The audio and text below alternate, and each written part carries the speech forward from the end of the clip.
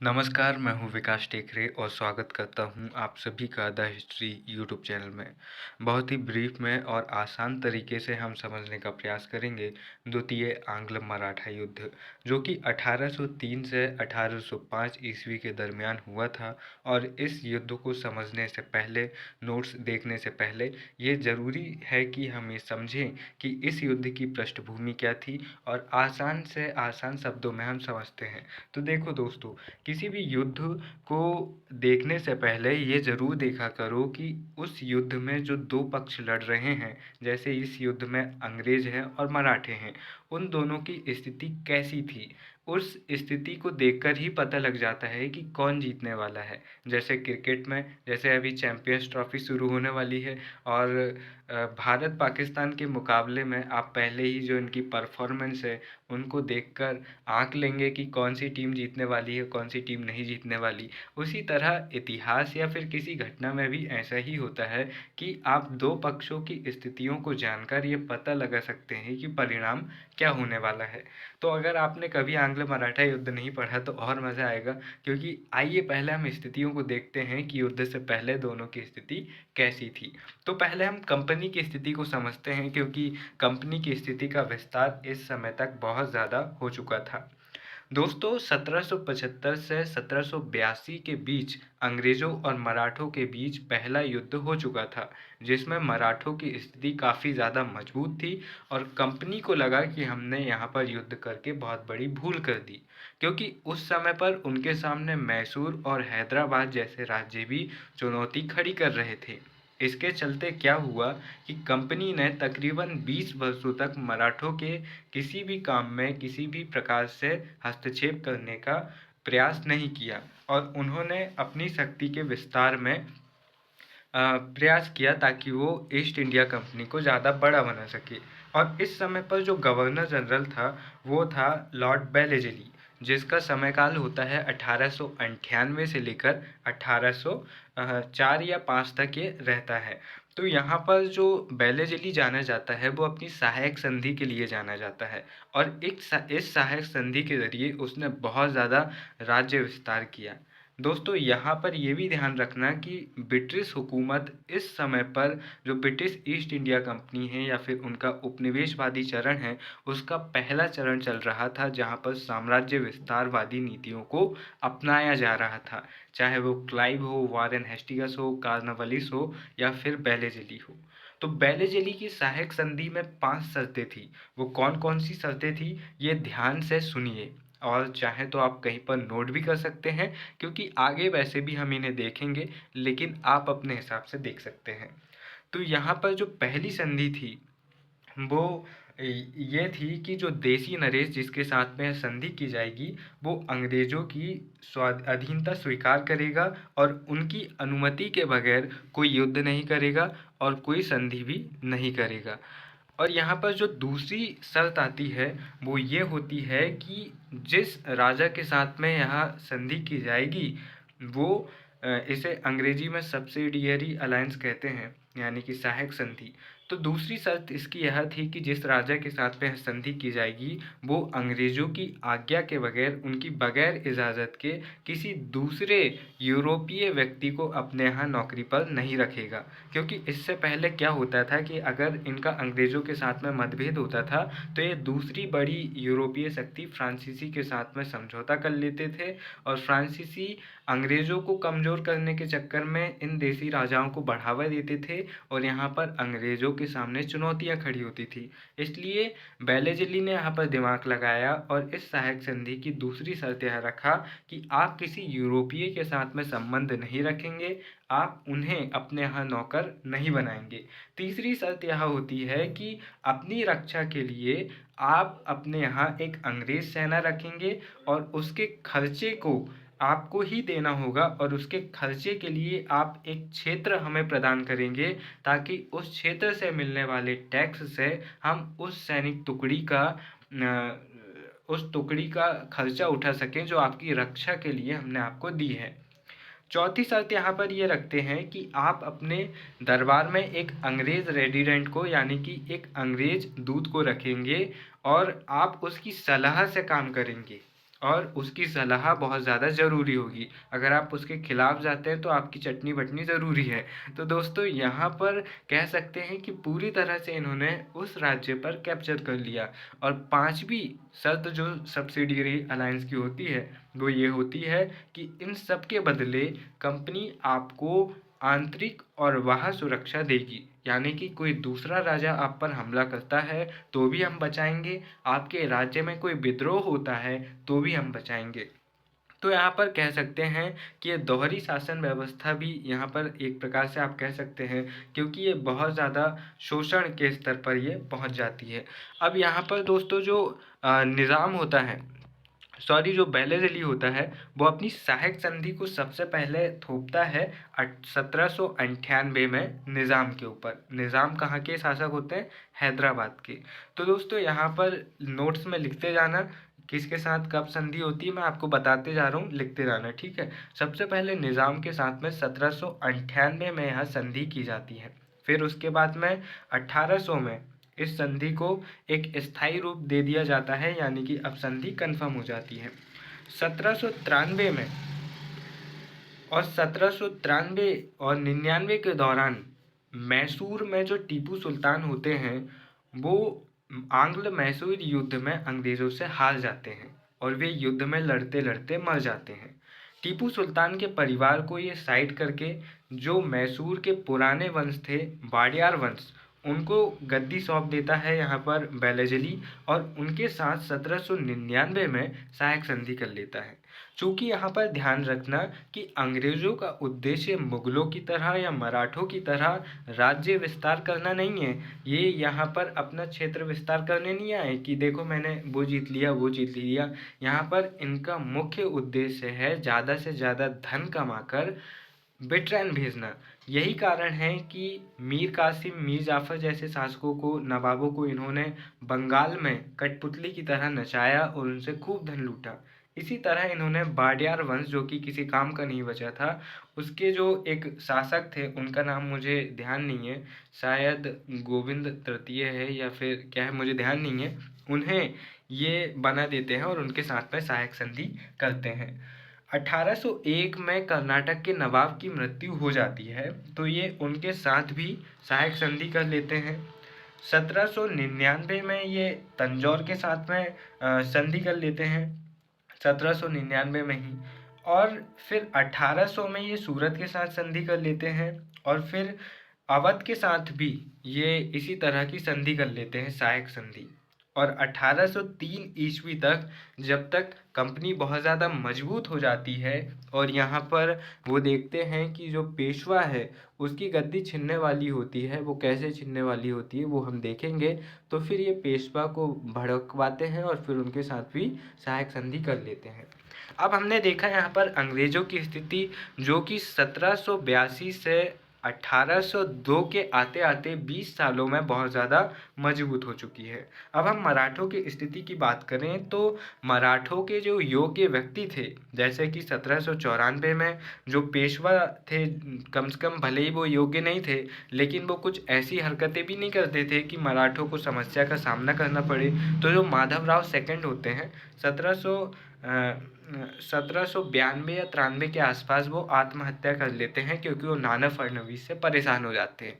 नाना फडणवीस बहुत ज़्यादा स्ट्रिक्ट होते हैं, इसलिए वो सुसाइड कर लेते हैं।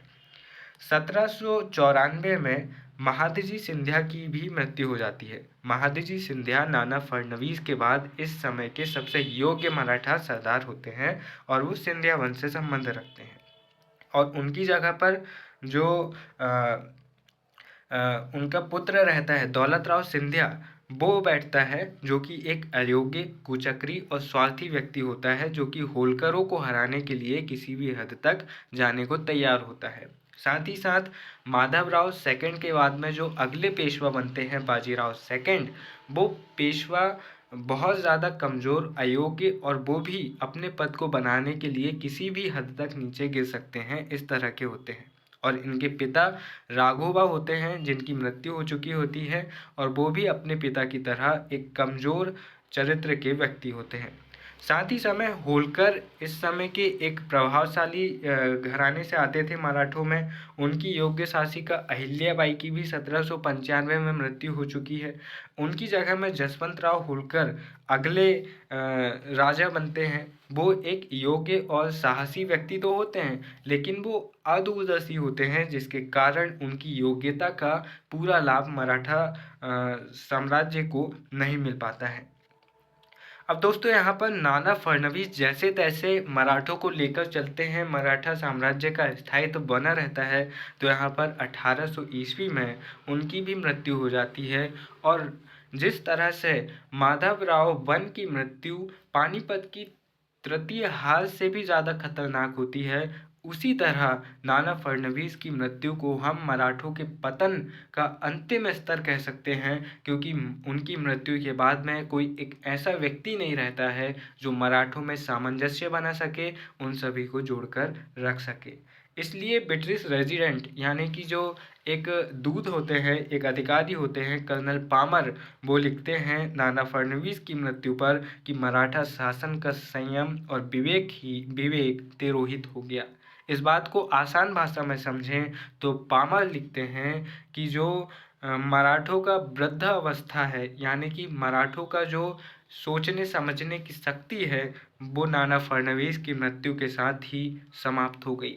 तो यहाँ पर दोस्तों हमने ये देखा कि किस तरह से ये अंग्रेज़ों की स्थिति कितनी ज़्यादा मजबूत हुई और मराठों की स्थिति कितनी ज़्यादा नीचे गिरी।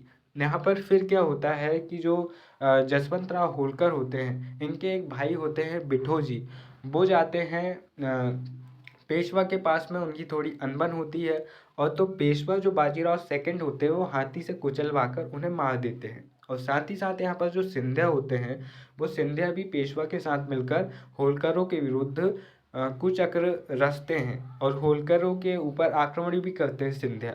इससे परेशान होकर जसवंतराव होलकर, जिन्हें यशवंतराव होलकर भी कहा जाता है, और इन्हें ही भारत का नेपोलियन कहते हैं, क्योंकि इन्होंने जितनी भी लड़ाइयाँ लड़ी सभी में इन्हें जीत हासिल हुई। और कहा जाता है कि यही एक ऐसे राजा थे जिनके ऊपर जब सब्सिडियरी अलायंस यानी कि जो सहायक संधि थोपी गई, तो उसकी शर्तें ज़्यादा कठोर नहीं थी।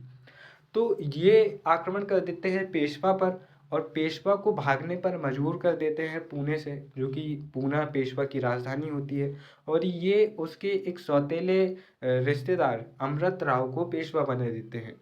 अब बाजीराव सेकंड सोचता है कि मुझे पेशवा बने रहना है, तो वो यहाँ पर एक गलती ये कर देते हैं कि वो चले जाते हैं बसीन और अंग्रेज़ों से मिलकर कर लेते हैं 31 दिसंबर 1803 को क्या कर लेते हैं, बसीन की संधि, जहाँ पर से शुरुआत होती है मराठों के बीच और अंग्रेज़ों के बीच युद्ध की। बाद में जब पेशवा को ये लगता है कि नहीं यार, आपने देखा ही कि बसीन की संधि एक प्रकार से सहायक संधि थी, और सहायक संधि क्या है हम समझ चुके हैं कि आप किसी दूसरे के साथ में युद्ध करेंगे तो हमसे पूछो, संधि करोगे तो हमसे पूछो, किसी के साथ संबंध नहीं रख सकते तुम कुछ भी करो, तुम सांस भी लो तो हमारा रेजिडेंट तुम्हें नोटिस करेगा, हम एक सेना भेजेंगे जिसका खर्च भी तुम ही उठाओगे, तुम किसी यूरोपीय के साथ में संबंध नहीं रख सकते अंग्रेज़ों के सिवाय। तो यहाँ पर बाजीराव सेकंड को लगा कि भाई हमारी स्वतंत्रता तो छिन गई, उन्हें अपनी गलती का एहसास हुआ। तो उन्होंने मराठा सरदारों को, इस समय पर कौन कौन थे प्रमुख, भोसले थे नागपुर के, इस समय पर होलकर थे इंदौर के, ग्वालियर के सिंधिया थे। चूँकि जो गायकवाड़ थे बड़ौदा के, वो भी मराठा सरदार थे, लेकिन वो प्रथम आंग्ल मराठा युद्ध से ही अंग्रेज़ों के पक्ष में चल गए थे, और इन सभी युद्धों में आखिरी तक वो तटस्थ बने रहे। तो यहाँ पर फिर युद्ध होता है। और फिर होना क्या था, चूँकि होलकरों में और सिंधिया में बनती नहीं थी, पेशवा भी ये समझ गया था कि होलकर ने उसे हराया है, होलकर ने उसे भगा दिया था, तो वो भी उसको सम्मान की दृष्टि से नहीं देखता था, नागपुर के भोसले भी नहीं देखते थे। तो यहाँ पर से कह सकते हैं कि मराठा संघ की एकता टूट चुकी थी, जिसके कारण ये हार जाते हैं। और फिर आखिर में इनके साथ में बहुत बुरी तरीके से अंग्रेज ट्रीट करते हैं। तो यहाँ पर इन 14-15 मिनटों में हमने समझने का प्रयास किया कि पृष्ठभूमि क्या थी। अब हम यहाँ पर से नोट्स के जरिए समझने का प्रयास करेंगे। तो चलिए अब हम नोट्स में देखते हैं फटाफट और समझने का प्रयास करते हैं। ठीक है, ये देखिए, द्वितीय आंग्ल मराठा युद्ध 1803 से 1806। युद्ध की पृष्ठभूमि क्या होती है कि 18वीं शताब्दी के अंतिम दशक तक मराठा के योग्य सरदार, वही जो हमने समझा वही यहाँ पर आएगा। अगर आपने वो ध्यान से सुना तो ये नोट्स पढ़ने में आपको मज़ा आएगा। महादजी सिंधिया, तुकोजी होलकर, अहिल्याबाई होलकर, पेशवा माधवराव सेकंड और नाना फडणवीस, इनकी मृत्यु 1800 में हुई थी। बाकी की मृत्यु कब हुई वो भी मैंने बताया था और आपको नोट करने के लिए भी बोला था, क्योंकि बहुत सारी चीज़ें जो मैं अलग अलग किताबें से पढ़ता हूँ, नोट्स बनाता हूँ, तो कई चीज़ें क्या हम नोट्स में लिख लेते हैं। आपके साथ भी ऐसे ही होता होगा कि नोट्स में लिखने के बाद में जब आप फिर से पढ़ते हैं तो आपको लगता है कि यार ये चीज़ तो मैंने लिखा ही नहीं। तो अब यहाँ पर मैं वीडियो बना रहा हूँ तो जो चीज़ मैं लिख नहीं पाता हूँ वो वीडियो में बोल देता हूँ, इसलिए वीडियो को भी ध्यान से देखना ज़रूरी है। और ये टेलीग्राम में आपको ये नोट्स तो मिल ही जाएंगे। देखिए, इनके स्थान पर मराठा संघ के अयोग्य सरदार स्थापित हुए। जैसे माधवराव सेकंड का उत्तराधिकारी बाजीराव सेकंड बना, जो कि राघोवा का पुत्र था। सिंधिया में जो महाजी सिंधिया है उनके बाद में उनका जो पुत्र होता है दौलत राव सिंधिया, ये बनता है। होलकर में जसवंत राव होलकर बनते हैं। नागपुर में रघुजी भोसले की जगह पर रघुजी भोसले सेकंड बनते हैं यहाँ पर, जो कि अयोग्य होते हैं। पामर ने नाना फडणवीस की मृत्यु पर कहा, अब मराठों का सयानापन, उनकी वृद्धावस्था समाप्त हो गई। यहाँ पर उम्र का सयानापन नहीं, यहाँ पर दिमाग का सयानापन, वो सूझबूझ, वो समझदारी अब मराठों में नहीं रही। पेशवा मराठा संघ पर अपना प्रभुत्व स्थापित करने के लिए मराठा संघ के सदस्यों में फूट डालने और झगड़े करवाने के लिए तैयार था। पेशवा ने सिंधिया के साथ मिलकर होलकर के भाई बिठूजी की हत्या कर दी।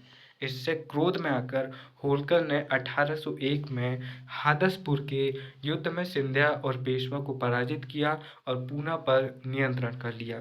पूना पर जहां पेशवा रहता था, उसने पेशवा के रिश्तेदार अमृत राव के पुत्र विनायक राव को अगला पेशवा घोषित कर दिया। सॉरी, मैंने पहले कहा था अमृत राव को पेशवा घोषित किया, यहाँ पर उसने अमृत राव के पुत्र विनायक राव को पेशवा घोषित कर दिया। पेशवा का पद और पूना को बचाने के लिए पेशवा बम्बई के पास गया और बसीन की संधि की। बसीन की संधि जो कि 31 दिसंबर 1802 को हुई थी। यह एक सब्सिडियरी अलायंस यानी कि एक सहायक संधि थी और इसके प्रावधानों से ही आप ये स्वीकार कर समझ सकते हैं कि पेशवा जो है वो पूना की जागीर दिलवाने में ये सहयोग करेंगे, क्योंकि बसीन की संधि पेशवा ने इसी शर्त पर की थी कि भाई तुम मुझे पेशवा बनाओ और बताओ तुम्हारी क्या संधि है, मैं मान लेता हूँ। उस समय पेशवा कम अक्ल था, उसे लगा कि भाई मुझे बस चाहिए पेशवा का पद वापस, तुम किसी भी चीज़ में साइन करवा लो। अगर वो बोलते हैं कि तुम्हारी किडनी गुर्दे हम निकाल लेंगे, तो पेशवा इस समय पर इतने अंधे हो गए थे कि मैं साइन कर दूंगा, तुम कहाँ करवाना चाह रहे हो मैं कर दूंगा, बस तुम एक बात बोल दो कि हम तुम्हें पेशवा बनवा देंगे। तो यहाँ पर पहली शर्त ये थी कि हम तुम्हें पेशवा बना देंगे। कंपनी ने कहा, बदले में पेशवा क्या करेंगे कि पूना दरबार में अपने खर्च पर एक अंग्रेज रेजिडेंट, जो कि एक राजनीतिक अधिकारी होते थे, एक दूत की तरह आप समझ सकते हैं, और कंपनी की रेजिमेंट यानी कि एक सैन्य टुकड़ी रखने को तैयार हो गया। सहायक संधि की शर्त आ गई, ठीक है। पेशवा विदेश नीति का संचालन कंपनी की सलाह पर करेगा। सहायक संधि। कंपनी को सूरत नगर गुजरात का क्षेत्र तथा नर्मदा और ताप्ती के बीच का क्षेत्र प्राप्त हुआ, क्योंकि संधि हो चुकी थी। पेशवा को वापस बना दिए थे उन्होंने, पेशवा बाजीराव सेकंड को बना दिए थे, इसलिए ये सारी शर्तें लागू हो चुकी थी। इन्हीं से परेशान होकर पेशवा भड़काता है और फिर सेकंड युद्ध शुरू होता है। इस समय पर गवर्नर जनरल बेलेजली था, इसका छोटा भाई था आर्थर बेलेजली। आर्थर बेलेजली ने बसीन की संधि पर कहा, बसीन की संधि एक बेकार आदमी से की गई संधि थी। चूंकि बाजीराव सेकंड बहुत अयोग्य और बहुत ही स्वार्थी व्यक्ति था, षड्यंत्रकारी कुचाक्री व्यक्ति था, इसलिए आर्थर बेलेजली ने यहाँ पर कहा कि एक अयोग्य व्यक्ति से की गई संधि। लेकिन यहाँ पर आर्थर बेलेजली इस बात का अनुमान नहीं लगा पाया कि वो किस पद पर था। अब यहाँ पर राजा भले ही कितना दुर्बल हो, लेकिन यहाँ पर ये नोटिस किया जाता है कि वो राजा है, उसके सामने पूरा राज्य है, उसके सामने उसकी मंत्रिपरिषद झुकती है। तो यहाँ पर भले ही बाजीराव सेकंड अयोग्य था, लेकिन इसके बावजूद वो मराठा संघ का प्रमुख था, पेशवा था। इसलिए उसके साथ में ये संधि होना अंग्रेज़ों की एक बहुत बड़ी सफलता थी और मराठों की एक बहुत बड़ी हार थी। यही कारण है कि इस गलती के कारण पेशवा बाजीराव सेकंड को एक अयोग्य व्यक्ति और नासमझ व्यक्ति के रूप में देखा जाता है। दोस्तों, सिडनी ओवन ने इस संधि पर कहा कि संधि के बाद प्रत्यक्ष व परोक्ष रूप से भारत का राज्य कंपनी को प्राप्त हो गया, क्योंकि मराठा शक्ति ही बहुत बड़ी शक्ति बची थी। सहायक संधि के जरिए उन्होंने मैसूर, हैदराबाद, अवध और बहुत सारे क्षेत्रों को पहले ही मिला लिया था। अब सिर्फ मराठे बचे थे। अब इस संधि के तहत मराठों का भी कल्याण हो गया। बी.आर. सरदेसाई ने इस संधि पर कहा, इस संधि ने शिवाजी द्वारा स्थापित मराठा स्वतंत्रता को समाप्त कर दिया, क्योंकि सहायक संधि तो उसका उद्देश्य यही होता था। यहाँ पर बसीन की संधि के महत्व की बात करें तो यह संधि एक व्यक्ति से की गई संधि ना होकर संघ से की गई संधि थी। क्यों? क्योंकि जो पेशवा था वह संघ का प्रमुख था। आपने संघ के प्रमुख से संधि कर ली, इसका मतलब आपने संघ से संधि कर ली। इस संधि के माध्यम से कंपनी को मराठा संघ में हस्तक्षेप करने और मराठा संघ पर नियंत्रण स्थापित करने का अधिकार मिल गया। इस संधि की शर्तों से असंतुष्ट होकर पेशवा ने मराठा संघ को युद्ध के लिए उकसाया और चूंकि मराठे अपने आप को स्वतंत्र रखने की उनकी पहली इच्छा थी, स्वतंत्रता प्राप्ति के लिए ही तो शिवाजी ने संघर्ष किया था और इतने समय तक चला आ रहा था। उनका मूल सिद्धांत ही यहाँ पर ख़त्म हो गया था। तो स्वाभाविक सी बात थी कि मराठों को जब समझ में आया, पेशवा को जब अपनी भूल समझ में आई, तो उन्होंने अपने जो सरदार हैं, होलकर है, सिंधिया है, भोसले है, इन्हें भड़काना शुरू किया। अगस्त 1803 ईस्वी में मराठा संघ ने कंपनी के विरुद्ध युद्ध छेड़ दिया। यहाँ पर कहते हैं कि पेशवा और सिंधिया के बीच में एक गोपनीय संधि हुई थी। वो क्या थी? अब ये हुई थी या नहीं हुई थी, लेकिन इस बात से बहुत ज़्यादा फर्क पड़ा, मोरल डाउन हो गया। क्यों? क्योंकि यहाँ पर कहते हैं कि एक संधि हुई थी सिंधिया और पेशवा के बीच और इन्होंने आपस में तय कर लिया था कि अगर हम इस युद्ध में जीतते हैं तो फिर हम बाद में दोनों मिलकर जाएंगे होलकर और होलकर को हरा देंगे। और जो बेलाजली होता है वो ये बात बता देता है होलकर को। तो होलकर जो होते हैं वो ऐन वक्त पर जहाँ पर खड़े होकर वो जिता सकते थे, वहाँ पर से हट जाते हैं और मराठों की हार हो जाती है। तो अब आप इसे एक षड्यंत्र समझे या फिर सच समझे, चूँकि होलकर और सिंधिया की पहले से ही लड़ाई चल रही थी, इसलिए यशवंत राव, जिन्हें जसवंत राव होलकर कहते हैं, उन्होंने इस बात को स्वीकार कर लिया। दोस्तों, आपको इस बात का अंदाज़ा होगा कि इस समय पर 2.5 लाख से ज़्यादा सैनिक थे मराठा सेना में और 40,000 से ज़्यादा घुड़सवार थे, जबकि अंग्रेज़ों के पास में सिर्फ 55,000 सैनिक थे जो कि देश के अलग अलग हिस्सों से आए थे। लेकिन दोनों में अंतर क्या था कि मराठे जो कि अब तक गुरिल्ला छापामार पद्धति से आक्रमण कर रहे थे, अलग अलग टुकड़ियों में बंटकर अचानक से आक्रमण कर देना ताकि दुश्मन को पता न लगे और वो हार जाए, उन्होंने अब सीधे मैदानों में लड़ना शुरू कर दिया था।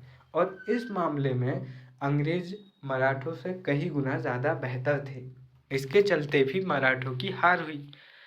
बेलेजली ने मराठों के विरुद्ध आर्थर बेलेजली, जो कि बेलेजली का छोटा भाई था, तथा लॉर्ड लेक के नेतृत्व में मराठों के विरुद्ध सेना भेजी। सितंबर 1803 ईस्वी में आर्थर बेलेजली ने असई के युद्ध में सिंधिया और भोसले की संयुक्त सेना को पराजित किया और फिर इनके साथ में संधि भी होती है।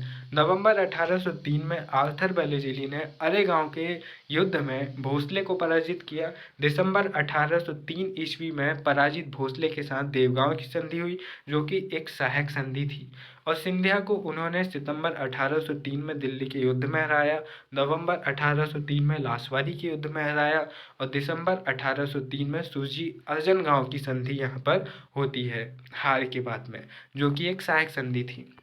तो इस तरह से इनका होता है और फिर जनवरी 1806 ईस्वी में गवर्नर जनरल जॉर्ज बार्लो के साथ होलकर ने राजपुर घाट की संधि की और फिर यह भी एक सहायक संधि थी और इसके तहत चंबल के आसपास के क्षेत्र कंपनी को मिल जाते हैं। होलकर ने बूंदी, टोंक व रामपुर जैसी रियासतों पर अपना अधिकार त्याग दिया और इस संधि के साथ द्वितीय आंग्ल मराठा युद्ध हुआ था। और द्वितीय आंग्ल मराठा युद्ध के दौरान 3 गवर्नर जनरल रहे। आप इस बात का भी ध्यान में रखना, 3 में कौन थे? बेलेजली 1798 से 1805, फिर कार्नवालिस जो कि पहले भी 8 या 10 साल तक गवर्नर जनरल रह चुके थे, उन्हें वापस बुलाया जाता है, लेकिन कार्नवालिस की आकस्मिक मृत्यु हो जाती है और उनका देहांत भारत में ही उन्हें दफनाया जाता है। फिर 1805 से 1807 तक जॉर्ज बार्लो गवर्नर जनरल के रूप में आते हैं। तो इस तरह से इस युद्ध के दौरान 3 प्रमुख गवर्नर जनरल रहे। दोस्तों यहाँ पर यह भी ध्यान रखना कि जो सिंधिया थे उन्होंने अपनी सहायक संधि के साथ निज़ाम, पेशवा तथा ब्रिटिश सरकार के विरुद्ध अपने सभी दावों को त्याग दिया था। तो कह सकते हैं कि न केवल मराठा पेशवा कमज़ोर पड़े, बल्कि यहाँ पर मराठा संघ के अन्य सदस्य भी कमज़ोर पड़ गए। अब यहाँ पर ब्रीफ में और समझ लीजिए, बसीन की संधि 31 दिसंबर 1802 को हुई। उसके बाद में उन्हें लगा कि भैया हमारी स्वतंत्रता छिन गई, अब तो हम लड़ेंगे। तो फिर उन्होंने लड़ा और उनके विरुद्ध जो अंग्रेज़ों की सेना आई, उसमें थे एक आर्थर बेलेजली जो कि बेलेजली के भाई थे, और दूसरे थे लॉर्ड लेक, और ये युद्ध करने आए। आर्थर बेलेजली ने सितंबर 1803 में असई का युद्ध किया और सिंधिया और भोसले को हरा दिया। नवंबर 1803 में अरे गांव का युद्ध हुआ और भोसले यहाँ पर हारते हैं और दिसंबर 1803 में देवगांव की संधि करते हैं। इसके बाद सिंधिया की बात आती है, तो सिंधिया जो सेपरेट हारते हैं, सितंबर 1803 दिल्ली में हारते हैं, फिर नवंबर 1803 लासबारी में हारते हैं, फिर दिसंबर 1803 में हारते हैं, तो फिर वो सुरजी अर्जन गांव की संधि कर लेते हैं। बात करें यहाँ पर होलकरों की, तो राजपुर घाट की संधि होती है 1806 में जॉर्ज बार्लो और होलकर के बीच में। तो दोस्तों यहाँ पर इस युद्ध के परिणाम के विषय में बेलेजली का विषय था कि अब अंग्रेज पूरी तरह से भारत के स्वामी हो गए हैं और अब अंग्रेज़ों की शक्ति को कोई नियंत्रित नहीं कर सकता। शर्त यह है कि हम उसके स्थायित्व के लिए समुचित प्रयत्न करते रहें। इस तरह की बातें कही थी बेलेजली ने, यानी कि एक बार सिर्फ मराठों को हरा दें अगर हम, तो फिर हमें कोई नहीं हरा सकता जब तक कि हम खुद न चाहें। दोस्तों यहाँ पर मराठे बहुत ज़्यादा कमज़ोर पड़ जाते हैं। फिर वो दूसरी बार जब तीसरी बार आक्रमण करते हैं, थोड़ी बहुत उनके अंदर शक्ति बची होती है, उन्हें लगता है कि अभी भी हम जीत सकते हैं। जब वो तृतीय आंग्ल मराठा वॉर की शुरुआत करते हैं, तो फिर उस समय तो इन्हें इतनी करारी हार मिलती है कि अंग्रेज जो लॉर्ड हेस्टिंग्स होते हैं गवर्नर जनरल, वो पेशवा पद को ही समाप्त कर देते हैं और मराठा साम्राज्य आधिकारिक रूप से, औपचारिक रूप से भी समाप्त हो जाता है। तो यहाँ पर मुझे उम्मीद है ये वीडियो आपके काम का रहा होगा, आपको बहुत पसंद आया होगा, आपने कुछ बेहतर सीखा होगा। वीडियो के अंत में बस इतना ही, बिना कुछ करे भी तो पछताना है, इससे अच्छा है कि कुछ करके पछताओ। दोस्तों ज़िंदगी में बहुत सारी चीज़ें ऐसी होती हैं जिन्हें करने में हमें डर लगता है, चाहे वो प्यार मोहब्बत हो या फिर पढ़ाई हो या फिर चैलेंजेस हो कि हम 8 घंटे या 10 घंटे पढ़ सकते हैं, लेकिन फिर लगता है कि यार नहीं, मैं नहीं कर पाऊँगा। लेकिन अपने आप को भरोसा दिलाओ कि तुम कर सकते हो, क्योंकि एक ही ज़िंदगी तो है, जो अच्छा कर सको वो करो। सिर्फ अच्छा बोल रहा हूँ, आलतू फालतू काम नहीं। फिर मिलेंगे अपने किसी और वीडियो में, तब तक के लिए नमस्कार, जय हिंद।